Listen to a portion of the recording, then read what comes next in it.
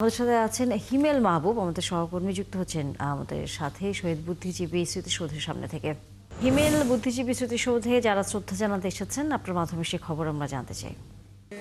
সূর্যোদয়ের পর থেকেই কিন্তু নানা দল, নানা মত, নানা পেশার মানুষ এই বুদ্ধিজীবী কবরস্থানে আসছেন।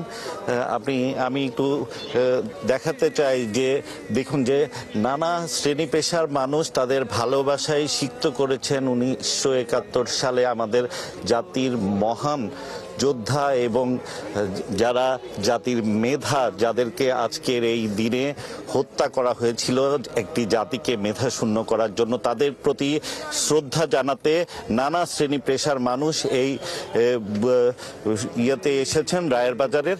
আমি একটু দেখতে চাই, শ্রদ্ধাঞ্জলি জানিয়েছে গণতান্ত্রিক বাম ঐক্য, শ্রদ্ধাঞ্জলি জানিয়েছে জুলাই যোদ্ধা সংসদ, বাংলাদেশ গণতান্ত্রিক জনরাষ্ট্র মঞ্চ, বুদ্ধিজীবী দিবস উপলক্ষে মুক্তিযুদ্ধ বিষয়ক মন্ত্রণালয় সহ নানা। আপনি দেখছেন যে আসলে এখানে ফুলের অভাব নেই কিংবা ফুলের ডালা, কিন্তু আমার সব থেকে যে বিষয়টি চোখে লেগেছে যে নানা কারণে প্রতি বছরের মতো হয়তো এবার মানুষ হয়নি, হয়তো প্রতি বছর যে ভিড়ভাট্টা লেগে থাকে তা হয়তো নেই, কিন্তু তারপরেও নানা অভিভাবকরা তাদের শিশু সন্তানদের নিয়ে এই সময়ের মধ্যেও কিন্তু এসেছেন এই জাতির শ্রেষ্ঠ সন্তানদের শ্রদ্ধা জানাতে। তেমনি আমি একটু কথা বলতে চাই, একটু বলবেন যে এই আপনি 3টি শিশু নিয়ে এখানে এসেছেন, কেমন লাগছে ওদেরকে, ওদের সাথে কি শিখিয়েছেন আমাদের একটু যদি জানান।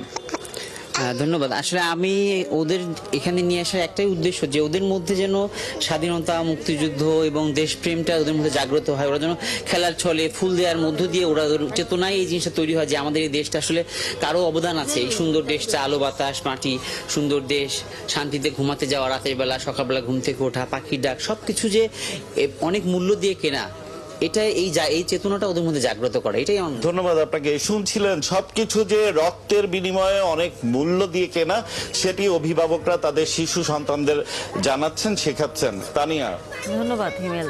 নিশ্চয়ই ফিরবো আমরা পরবর্তীতে আবারও। দর্শক, সহকর্মী হিমেল মাহবুব ছিলেন আমাদের সাথে।